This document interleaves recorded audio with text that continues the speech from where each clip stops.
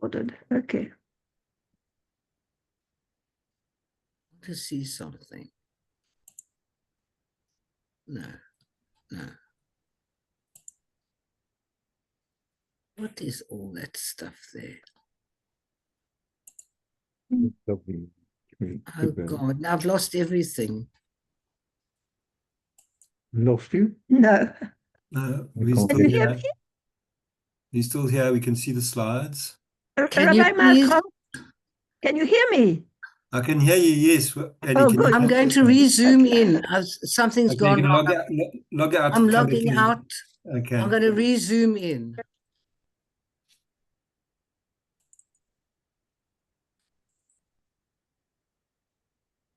What the hell is that there?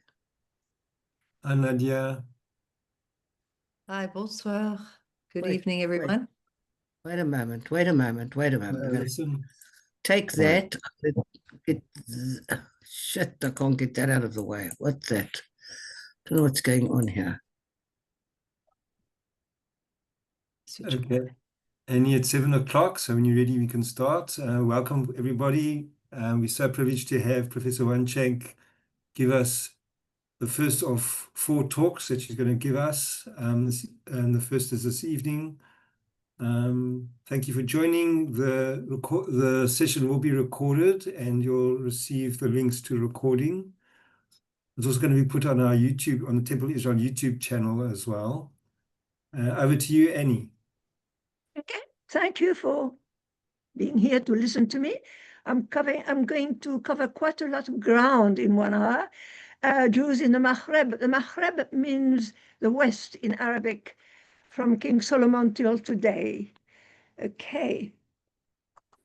The presence of Jews on the Mediterranean coast was a result of a double migration. The first coming from the east 3,000 years ago, and the other from Spain, in particular as a result of the Inquisition. Indeed, as early as 1100 BCE, Hebrews from the kingdom of Judah accompanied their partners and allies, the Phoenicians, from the kingdom of Tyre and Sidon, Lebanon today, who were traders and sailors to the coast of North Africa and Spain. And on that map here, you can see the light mauve coloring along the coast of North Africa, all the way to Tarshish. The Bible, Tyre and Sidon is Lebanon today. They were traders and sailors.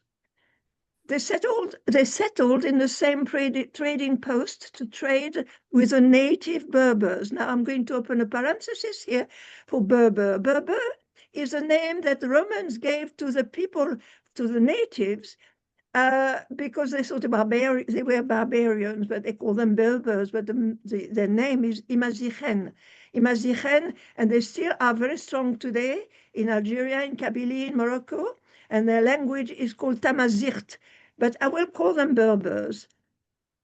The Bible offers many references to those commercial expeditions undertaken by the Hebrews and the Phoenicians from Tyre and Sidon, in particular towards the distant country of Tarshish, that is Andalusia today in Spain. The numbers arriving each year were not great, for the ships were small, transporting only 20 or 30 passengers per trip, and the voyages were long. They lasted from 6 months to 2 years before they reached the coast of Tartessos or Tarsis or Tarshish, as they could only cover about 30 kilometers per day between ports of call. But those voyages along the coast of North Africa took place over a period of 700 years. So the overall numbers of Hebrews who settled there eventually were quite large. These merchants brought from the East a very advanced civilization and technology. Oh no, sorry, switch off. They brought, sorry, switch off there. Sorry, okay. Oh golly, Sinclair, I will You stop. do it, sorry.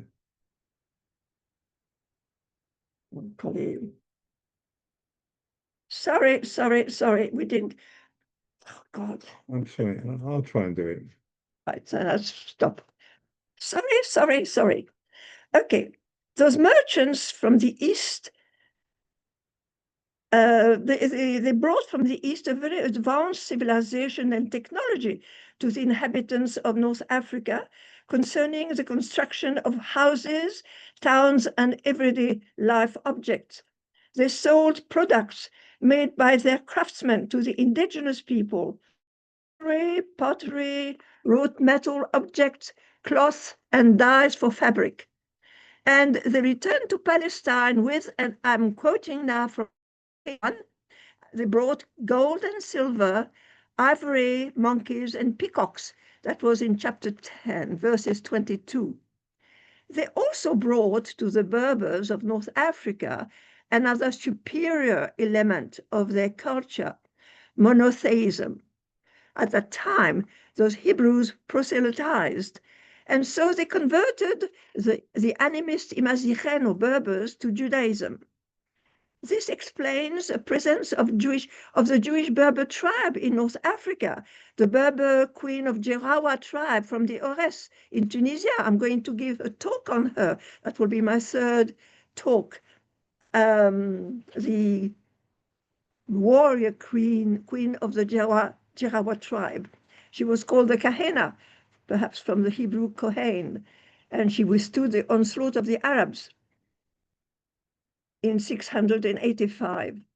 The influx of Hebrews to the North African coasts increased following the tragic events which took place in the Middle East, the Assyrian invasions, which destroyed the kingdom of Israel in 722 BCE, and the victory of the Babylonians under Nabucodonosor over the kingdom of Judah, when Jerusalem was burnt and the temple destroyed in 587 BCE. The priests, the nobility, and a part of the remaining population were then deported to Babylon, but a significant section of the people sought refuge under more clement skies, the coast of North Africa.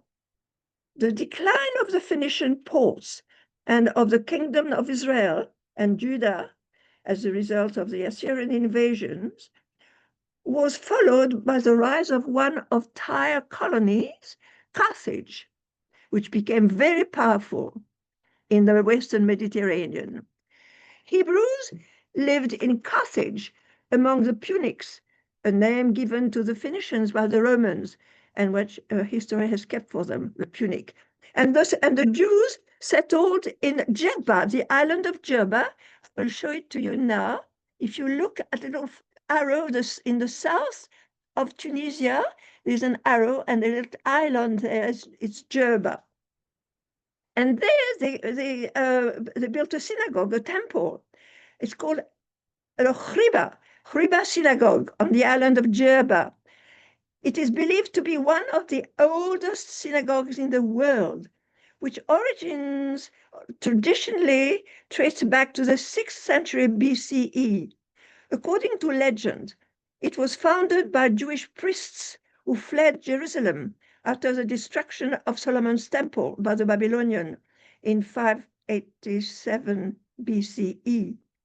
They are said to have brought with them sacred relics, possibly even a stone or a door from the temple itself. Now, I will give you some pictures of the Jerba Chriba in Tunisia, a synagogue which is in continuous use for 2,000 years, even today. Today, the majority, all the Jews in Tunisia are in Jerba, and there are only 1,000 of them in Jerba. From 150,000 there were during the protectorate, when Tunisia was a French protectorate, and now there are only 1,000. The Chriba has been whitewashed. It was renovated in 1920. I give you more pictures of that beautiful synagogue. This is a Jerba synagogue again. And here, The Torah kept here may be one of the oldest in the world, and it is there today. Here is more the Jebach Reba synagogue. Okay. Now, the Romans are in North Africa. Now, the Jews in the Roman Empire. Before Rome became Christianized, Jews could freely practice all occupations and professions, including agriculture, medicine, pharmacy. They could be craftsmen and artisans. The Roman Empire, being constituted of a great variety of different peoples, Rome was very liberal and tolerant towards each of them concerning their religion. The Sephardim made up 7 or 8% of the general population along the North African coast and in Tarshish, totaling about 5 million inhabitants at the height of the Roman Empire. The Jews did not have to submit to the cult of the Roman emperor, which was considered divine. They could keep the Shabbat and all their other religious holidays. Now, I will open a parenthesis here to explain the word Sephardim. At first, it only referred to the country, which is called Spain today. It appeared in the prophecy of a preacher, Abdias or Obadiah, who lived around perhaps 585 BCE. He announced that the Bnei Israel would come back from exile in Sepharad to settle in the southern towns of Palestine, that is in the Negev, and he was referring to the Jews of Spain. Thereafter, the meaning was extended to include Jews who fled Spain to settle all along the Mediterranean, as far as Greece, Turkey, and Egypt. Thus, the Pax Romana permitted a regular traffic of commercial caravans and ships between the Middle East and Tarshish through Egypt and North Africa, and encouraged the blossoming of the Jewish communities in those regions. The last wave of Hebrews coming from the east to North Africa arrived when the Romans under Titus destroyed Jerusalem and the Second Temple in 70 CE. It is worth mentioning that Rome was fighting the Jews only because they were Palestinian rebelling against its rule, and not because of they were adept of Judaism. Now, we've seen the Jews under the Romans. We are now going to see the Jews under Islam. Now we are in the 7th century, and the Arabs, the Muslims, are arriving from Mecca, Medina, and start invading North Africa. And as I said, they were stopped at one point in 605 by the Kahena, but they went on, and all the way to Jantjies. So they really went around the whole coast of North Africa. And in April 711, they were in Jantjies. And there, the governor of Tangier, a Muslim, Tariq Ben Ziyad, was there. He was called by the Ibers. The Ibers are the inhabitants of the Iberian Peninsula, that is Spain. This governor, the Muslim governor Tariq Ben Ziyad, was called by the Arabs to get rid of the Visigoths that had been occupying Spain. He crossed the Gibraltar Straits, arrived in Spain, and they stayed there for hundreds of years. In fact, they went all the way to mid-France, to Poitiers. The Moors, the Arabs, went all the way to Poitiers, where they were defeated. And all the school children know about 730, when Charles Martel defeated the Moors in Poitiers. Anyway, now we have Islam in North Africa. The number of Jewish residents in Morocco increased greatly when the region was brought into the Islamic world. Jews moved to Morocco from other parts of the Middle East and Mediterranean basin. as Arab rule extended from Iraq to Spain. I'm talking about the 7th and 8th century. Jews settled in the city of Fez. Oh, I should have said something else. I should have said something else. I go back a little bit. How do we know that there were Hebrews and Jews in North Africa? We know because of those rock-cut Jewish tombs. Indeed, in the south of Fez, between Fez and Meknes, they found those rock-cut tombs. Indeed, Jewish burial practices in Jerusalem often involved into rocks. Families would carve tombs into limestone hillsides, and these tombs often had a central chamber with narrow shafts called kochim, and radiating from them. Bodies were placed in these shafts horizontally. So this proves that Jews were in North Africa in the 1st and 2nd century, either BC or CE. All right. So now we're back to Fez. Jews settled in the city of Fez when it was founded in the 9th century, and the Jewish population increased rapidly, reaching, according to one estimate, 90,000 people. An 11th century Arab traveler and geographer called al-Bakri wrote that Fez had more Jews than any other town in the Maghreb. And what he said is, Fas bled bla nas. In Arabic, Fez is a place without people because there were no Muslims, so there were no people there. It seemed that the city had no Muslim inhabitants. But you had different dynasties. Under the Almoravid and Almohad dynasties, Jews were forbidden to live in some cities, for example, in Marrakesh, which had been founded in 1062 as the capital of the Almoravid dynasty. The Almohad dynasty also was very intolerant of non-Muslims, and Jews were subjected to forced conversion. This was the only period in Moroccan history when Jews were not permitted to practice their religion. Maimonides of Cordoba was living in Fez at the time of the Almohad persecution in 1165, and he left for Egypt, urging other Jews to quit the country.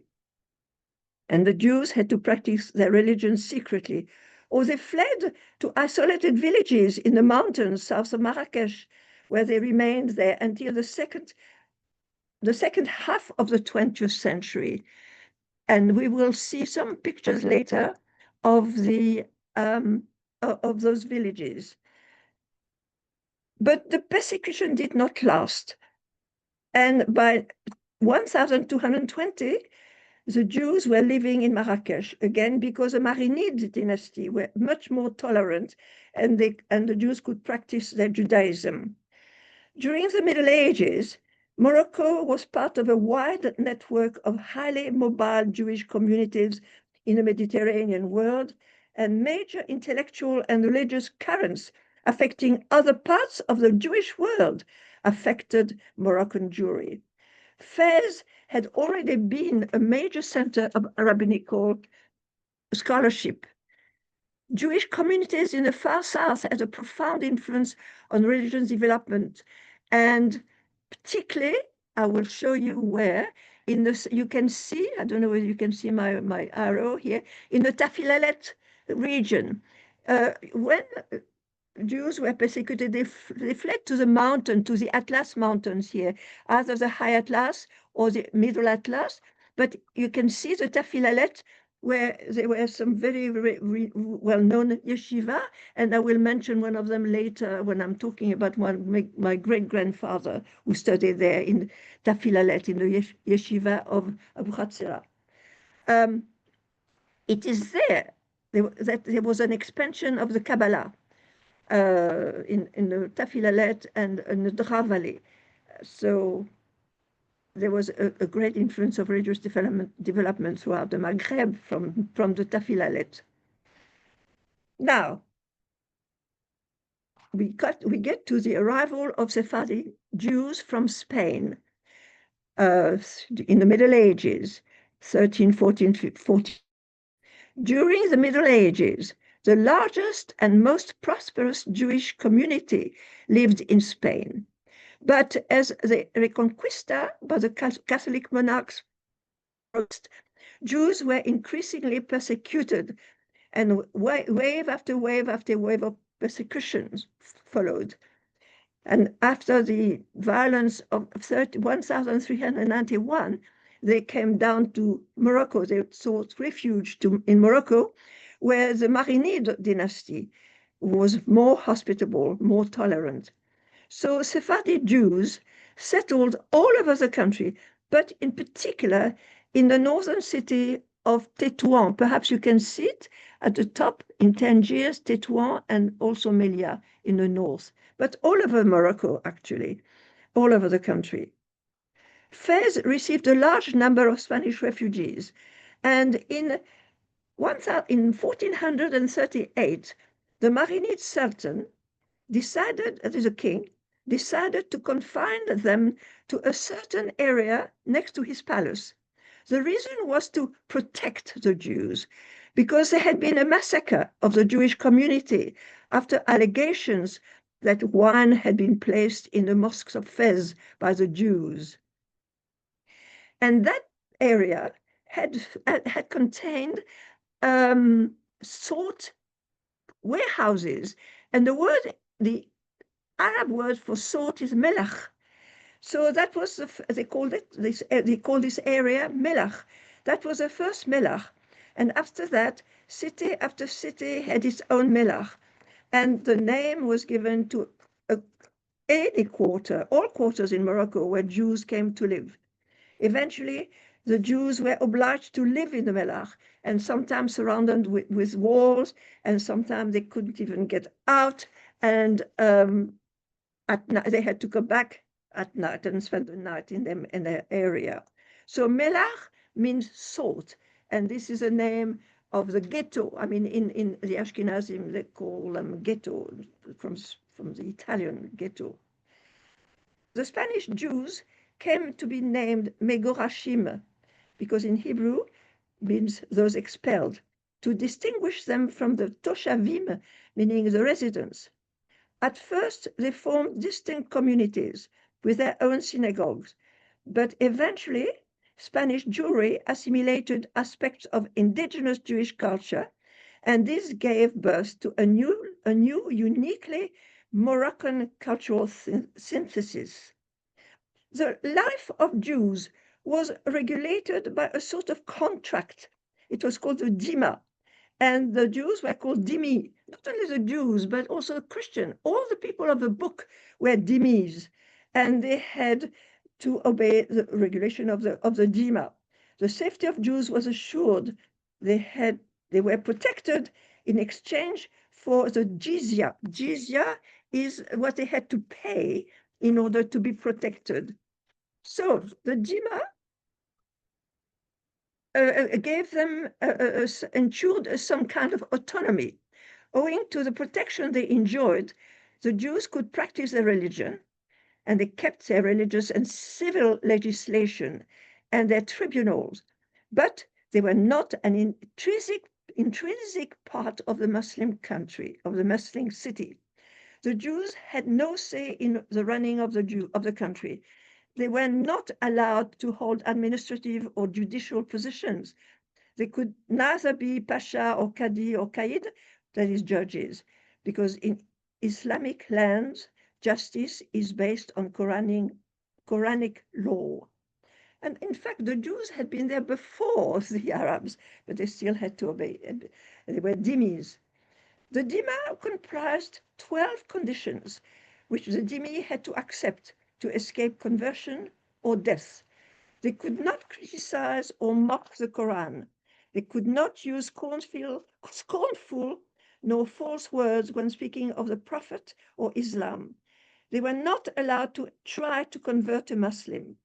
They could build neither synagogues nor houses higher than Muslim dwellings.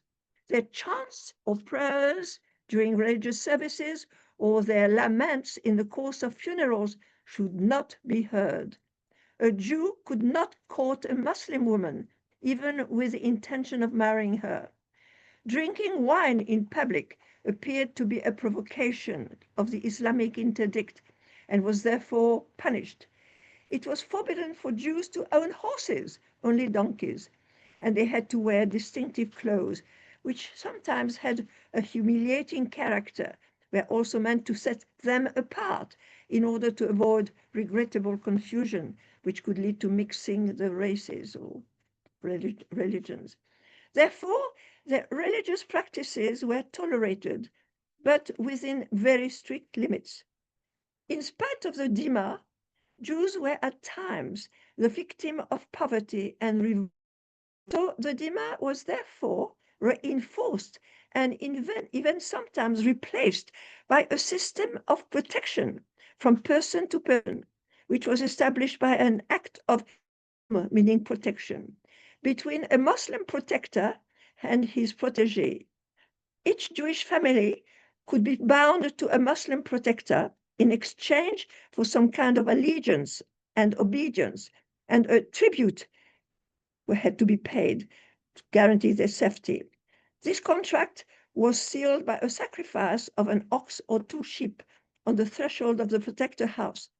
This sacrifice, called dabiba, bound several successive generations. For his Jewish protege, a Muslim protector could go as far as to fight one of his own co-religionists. This custom was ambivalent because it established a possessive relationship and a real hold on the Jewish family, and it was abolished in 1876. And so the Jews of Morocco, I'm going to really speak mostly about Morocco because I know it better than the rest of the Maghreb. The Jews of Morocco enjoyed a situation which was both protected and humiliating. At the end of the 19th century, doubtlessly because of the proximity of Algeria and the example and influence of Algerian Jews, their situation was marked by an improvement. And that's because of the giving of the French nationality to the Jews of Algeria. And I will speak about that much more later. So,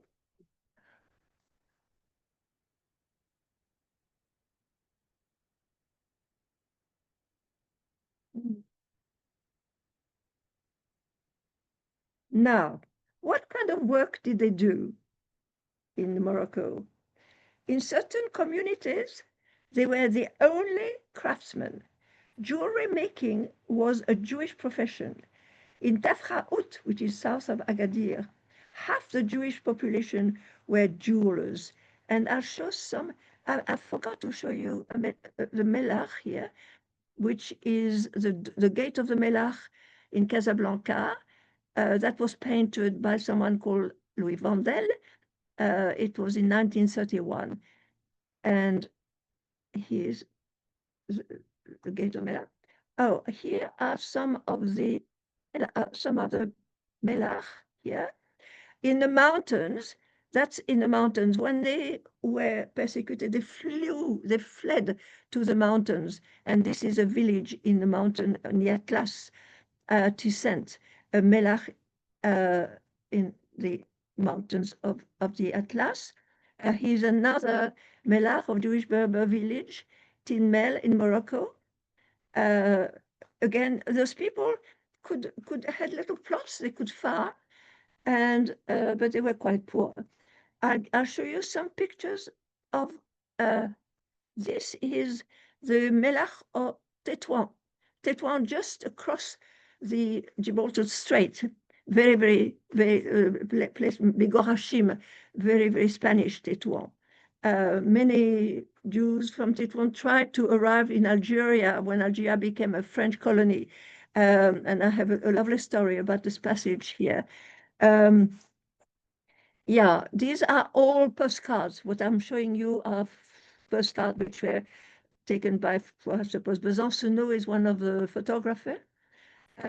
Here is a Jews from Guruma in the Dra Valley. The Dra Valley is in the Tafilalet, south of the Tafilalet in Morocco. And they really look very much like Muslims, I suppose. So what were they doing? What kind of work? They made jewelry. And here is I couldn't find a photograph of some bracelet, but I found pictures of the belts, which were embroidered and with pearls and gold, perhaps. And these were worn by Maghrebin Jewish brides. They were also musicians. Here, they were musicians. They were invited by the Muslim families to perform for weddings and ceremonies. And groups, here is a Moroccan Jewish painted by Delacroix, is a famous painter, French painter, and I will show more pictures of Delacroix later. But here you have Moroccan Jewish musicians in the 30s. They arrived in the Medina. The Medina is the Arab. Melach was a Jewish quarters. Medina was the Muslim. And when Morocco became a protectorate, you had the European town. Arrived in the Medina and looked around for parties and weddings, or they would go to the baker, and the baker knew where there was a party or a celebration or a birth or something, and the Jews would go and perform there with a lute and violin and so on. And if they stayed late at night, they would be accompanied back to the Melach by some of the Arab, because for safety's sake. Yeah. So here we are. There's a musician in Meknes. And you notice here, must have been in 1930, because some of them are wearing the Arab clothes, but the one on the man on the left here has got European clothes. It must have been in 1930. Yeah. So they were, as I said, jewelers, musicians, but they also could be farmers. In the central high Atlas, they had plots. They grew wheat, barley, fruit, figs, and dates in particular. They were also engaged in commerce. They were merchants and peddlers, traveling from one weekly market to the next, or installed along the trade routes linking sub-Sahara region to the north, because Morocco was a major terminus for the trans-Sahara trade, and Jewish merchants served as suppliers and financiers of the caravans leaving from Marrakesh, and they were quite wealthy. Here you have a Moroccan Sephardi group in a palace.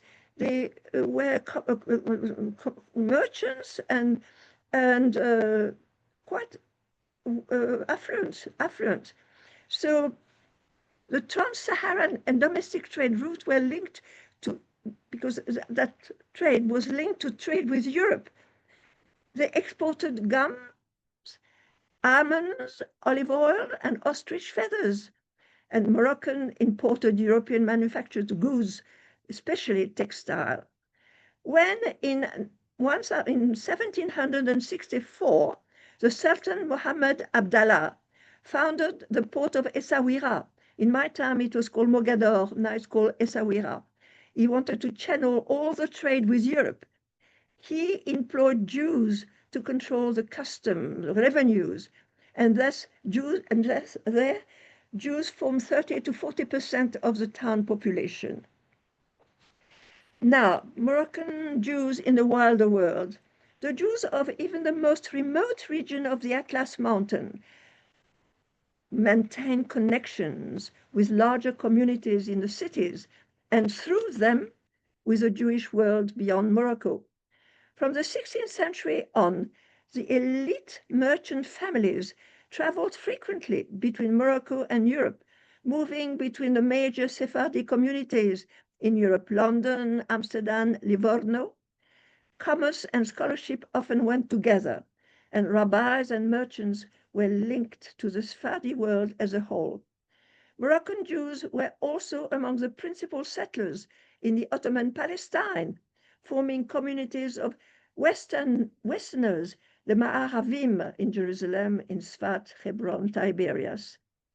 On the eve of the 20th century, Moroccan Jewry was a diverse population consisting of more than 200 communities, large and small.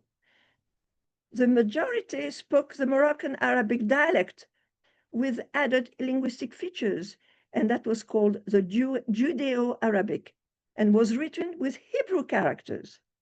Some communities with heavy settlement from Spain, like Tangier, Larache, maintained Judeo-Spanish dialect. It was called Hakitia. And in Berber regions, Jews were usually bilingual. They spoke Tamazight, that is a language, with their Muslim neighbors, but Judeo-Arabic at home. In a few isolated communities, the Jews spoke only Berber, only Tamazight. So, you saw some very poor villages, poor farmers, but you have seen also in cities very affluent communities. Europeans who traveled or lived in Morocco usually had closer contacts with Jews than with Muslims. Jews were more receptive to Christian visitors than Muslims. The Muslims were apprehensive of contact with foreigners. As a result, the Muslim authorities often required the Jews to accommodate Christians on diplomatic businesses. For example, the painter Eugène Delacroix, who came on a diplomatic vision, stayed with the Jewish family of the dragoman Abraham Ben Shimol. Dragoman is the interpreter at the French consulate. So Delacroix stayed with the family Ben Shimol. Delacroix painted many paintings. In fact, not only Delacroix, but many painters. Orientalism was a fashion in the 19th century. Orient was very attractive. So many painters came to not only Morocco, but Algeria, Tunisia, and painted. And this is what we had before. Reynaud, he painted this couple. And Delacroix painted a Moroccan Jewish wedding, 1838. Now, here we have, oh yeah, the Sephardi. You notice the woman on the left. She has the dress, which I will show later. It's called a kbira. It was originally from Andalusia, Spain. So these are quite affluent people. Yeah, couple. And here's another painting, a Moroccan Jewish bride and her attendant, a painting, I don't know who is the painter. These painters were found the Jewish women very attractive, very beautiful, and they painted many of them. Yeah, here's another one. Here's this one. Oh yeah, a Jewish wedding. Yeah, you can see again the dress she's wearing here. It's the kbira, yeah, the bridal dress here. European powers considered the Jews as intermediaries in the conduct of commerce in the country. Foreign merchants were largely restricted to the coastal cities, and so Jewish middlemen with connection to the communities in the interior of the country, where the markets for most of the goods were to be found, these were instrumental in opening lucrative domestic markets to the foreign trades. So that was really a time of affluence for the Jews. And you can tell the way they dress. Here is Jewish. And here is a famous kbira. El-Keswa kbira. Kbira in Arabic means the great dress. It's a Moroccan wedding dress, style originating from the 15th century Andalusia in Spain. This is a dress, and here's a drawing of the dress, of the Keswa dress. Yeah. European Jewry also began to intervene in Moroccan affairs, and after the Damascus affair, a notorious blood libel case in 1840, there was an international campaign to defend Jews in distress. I will talk about this infamous Damascus affair, which triggered really the creation of the Alliance Israélite Universelle when I talk about the Alliance Israélite Universelle. But in Morocco, when a Jewish boy was executed in Safi, a town on the coast of the Atlantic Ocean, when a boy was executed in Safi and other Jews were imprisoned for allegedly having poisoned a Spaniard, Sir Moses Montefiore intervened, and he met with the Sultan, who was Sidi Mohammed Abdelrahman, and the Sultan issued a decree proclaiming that Jews had to be protected law by the justice of the Moroccan law. The most important influence in the transformation of the Moroccan Jewish community was the of the Alliance Israélite Universelle, which was founded in Paris in 1860. It's a philanthropic organization which was to work for the education, emancipation, and moral progress of the Jews. And it became an extremely active lobbying group in the Jewish world. I'll give a talk, my second or third talk will be on the Alliance Israélite Universelle. Now we get to the 20th century, Morocco under colonial rule. Colonial rule began formally in 1912 when Morocco became a French protectorate. What is a protectorate? France had control over Morocco foreign policy, military and administration, but the Sultan remained at the head, a symbolic figurehead. That's a protectorate. But Algeria was a colony and Tunisia was a protectorate. So Morocco became officially a protectorate in 1912, although the French entered Oujda, the town where I was born, in 1902, but the protectorate was created in 1912. So the Spaniards were in the north of the country, and the rest of the country was in the French hands.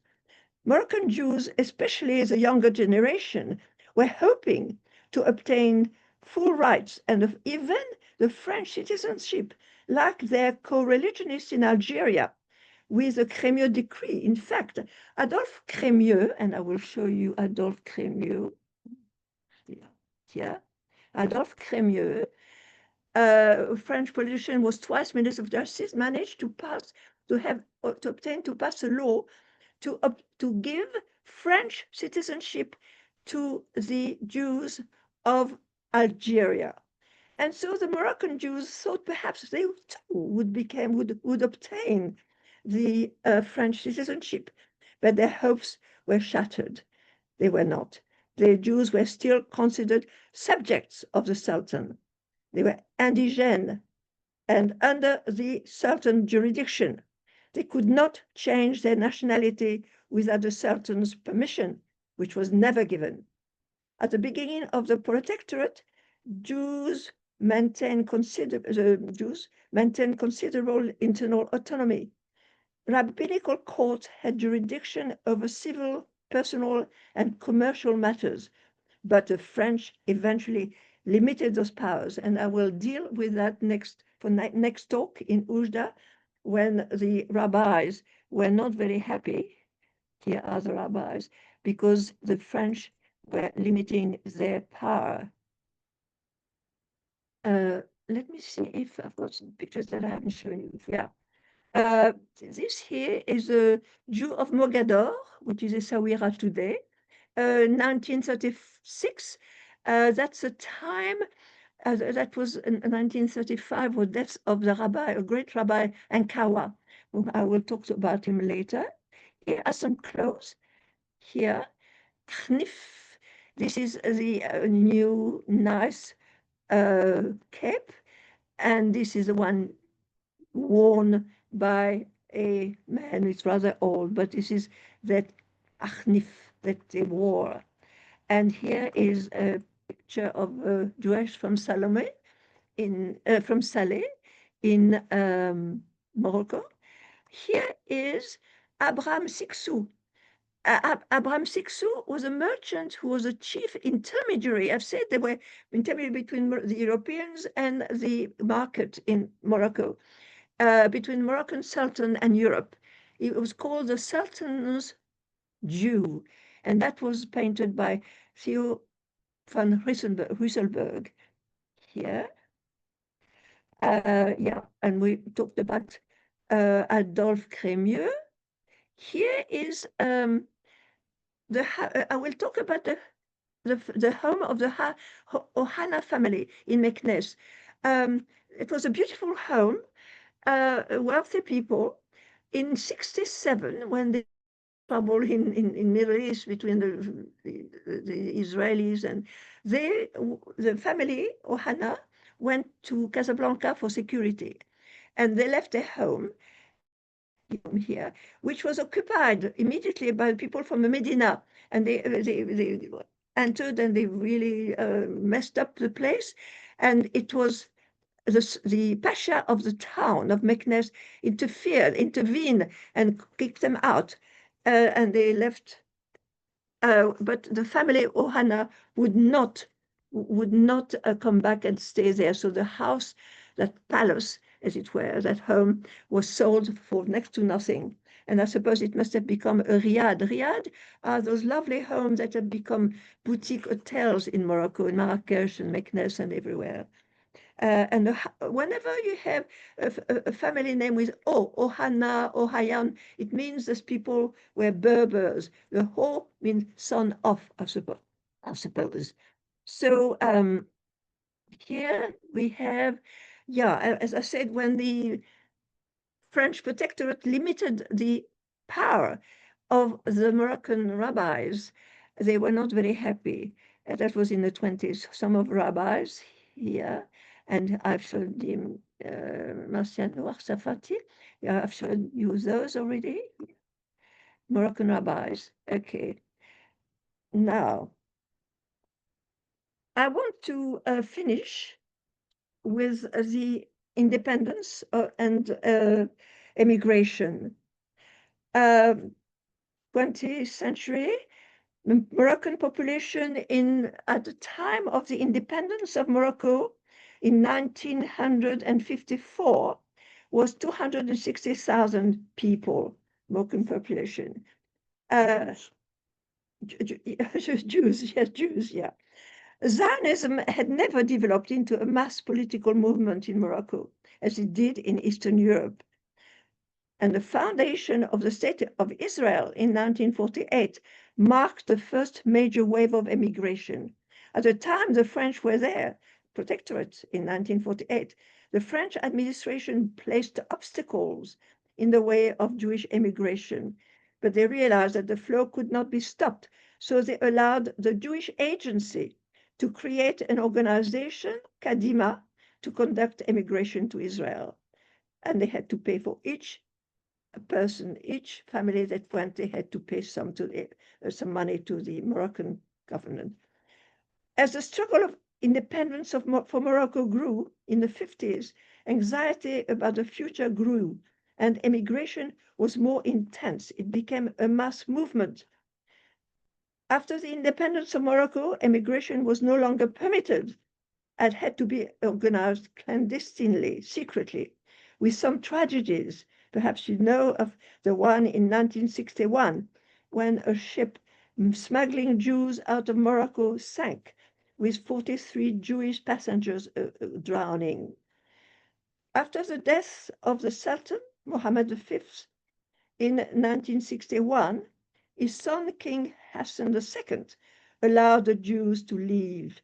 Hassan II died in 1999, and his son and successor, Mohammed VI, continued his open door policy, encouraging even the Jews living now in Israel to come back to Morocco, live in Morocco. Jews have always had an attachment to the land of their ancestors, and groups of Jewish tourists from Canada, France, Israel come back every year to visit Morocco. They have a continued attachment to their place of origin. And I must say that the relationship between the Jews, as I will show later, and the Muslims was quite very friendly. For example, during the war, when Marshal Pétain signed an armistice with Hitler and imposed in France and in Algeria the anti-Jew law, kicking children out of school and so on and so on. And when the French wanted to impose those laws in Morocco, Mohammed V, the Sultan, said, they are not Jews, they are all my subjects, and he would not apply. That didn't mean that the French that were there, the administration, so the were anti-Semitic, didn't mean that they did not do what the French were, the government wanted, but the Sultan did not accept those laws.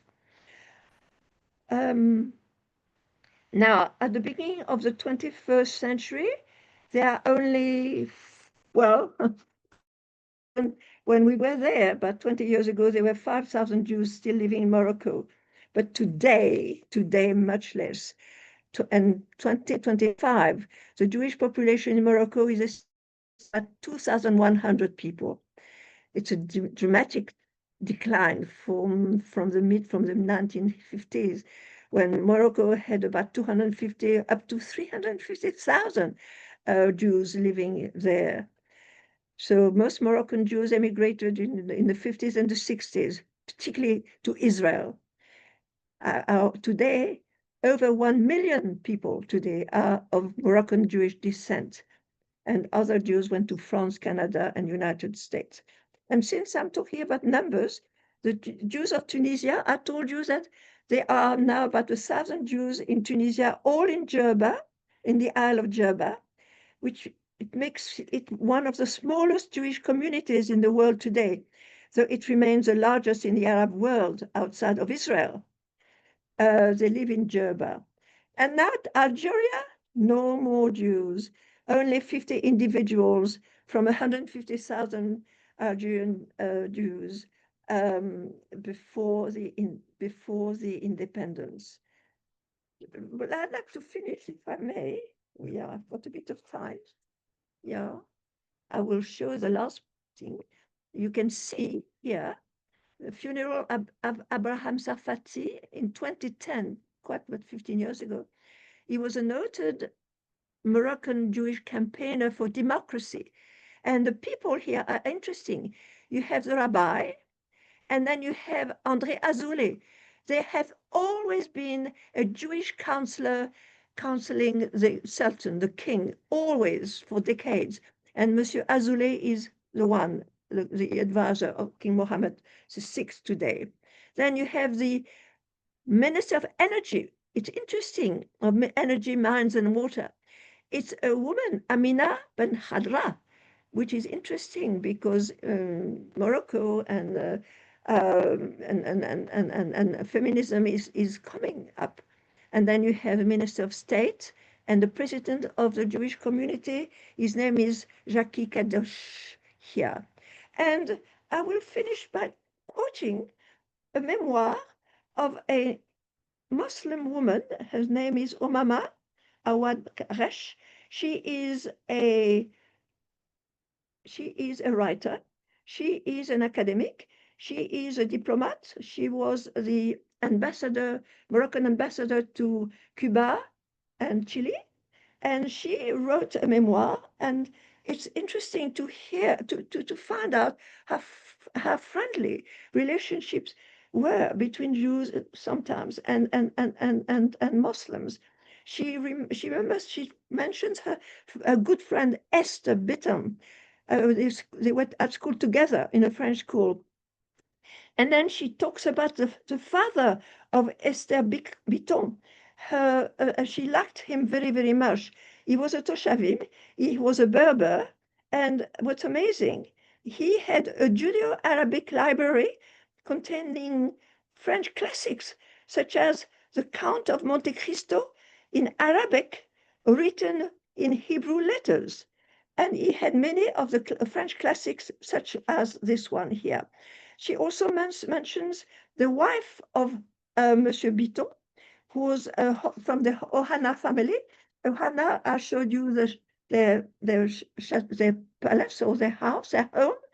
And as I said, the Ohana moved out to Casablanca. Their mansion was occupied by angry Muslims. And I said that the Qaid expelled them, interfered. Something else that Madame Mama Lareche speaks about is a friendship between her great-grandfather, Hajj Ali Hawad, he, of course, being Hajj, he had been to Mecca, between this Hajj Ali Hawad and the Rabbi Raphael Ankawa, an eminent sage and scholar. And she says how the two used to meet very frequently over tea, latte, nerner, and cakes, and talk. And she mentioned the fact that same thing happened when Maimonides and Averroes, two doctors in Spain, with also meeting and talking. And these two were two high dignitaries, one Jewish, one Muslim. They were respected personalities, and they would talk and very in a friendly way. She also mentioned Mimuna. Mimuna, I will mention that what Mimuna is later when we talk. It's the end of Pesach when we start eating bread and cakes and so on. And she mentioned that people from the Medina, that is the Abtam, and bread to their neighbors in the Melach, and they would and also branches and flowers too. So it's interesting to know how there was this very friendly relationship between the in some communities. And I'll give other examples. How, for example, my father was saved really in 1948 by some Arabs who saved his life. Anyway, now I've finished, and I will thank you for your attention. And I'm sorry, my croaking voice and my accent. I hope that you heard me. And I think I've finished. Thank you. Thank you so much, Voilà. Professor Weinschenk, and we really enjoyed it. There's lots of people clapping on their screens. Thank you very much, and we look forward to your next talk, which will be in 2 weeks' time. So the next session will be the 13th of August. So not this coming week, but the week after, the 13th of August will be the next session. And we really enjoyed it. Thank you so much. We're out of time, so unfortunately there's no time for questions, but see you in 2 weeks' time. Take care. Enjoy the rest of your evening, and God bless Thank you to for all of being you. there. So how many participants? Okay, right, that's it. Bye. Goodbye. I can leave. This session is recorded and will be sent. The links will be sent to you if you want to watch it again. Thank you. Thank you. Bye-bye.